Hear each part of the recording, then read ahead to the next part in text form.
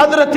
عمر فاروق تھے، جب اس دنیا سے رخصت ہو گئے حضرت عبداللہ ابن عباس ہاشمی اور قریشی کہتے ہیں، رسول کائنات کے صحابی حضرت عبداللہ ابن عباس فرماتے ہیں حضرت عمر فاروق رضی اللہ تعالی عنہ کی لاش مبارک یوں پڑی ہوئی تھی، لوگ جنازہ پڑھ رہے تھے، جب جنازہ ہو چکا، جنازہ ہونے کے بعد لوگوں کے جمع غفیر نے حضرت عمر فاروق کی لاش مبارک کو یوں گھیر لیا۔ حضرت عبداللہ ابن عباس رضی اللہ تعالیٰ عنہ کہتے ہیں میرے کندھے پر کسی نے ہاتھ رکھا، میں نے مڑ کے دیکھا تو وہ حضرت شیر خدا تھے، حیدر کرار تھے، داماد مصطفیٰ علی المرتضیٰ تھے، اور ان کی زبان سے جملے ادا ہو رہے تھے اور کہہ رہے تھے واہ عمر،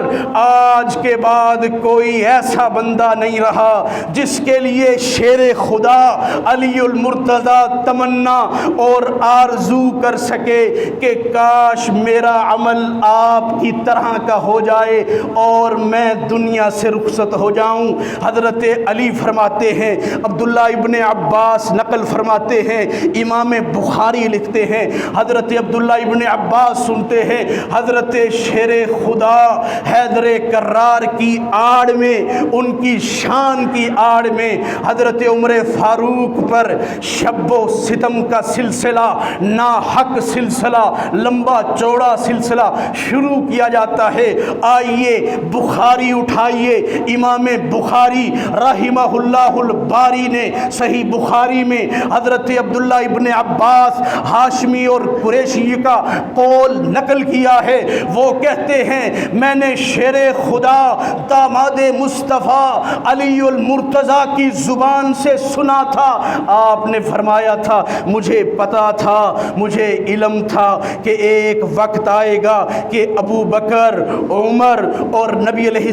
السلام ایک حجرے میں ایک ہی جگہ پر جمع ہو جائیں گے۔ حضرت شیر خدا فرماتے ہیں مجھے کیسے پتا چلا؟ کیونکہ نبی رحمت کی زبان سے اکثر یہ جملے نکلتے، خرجت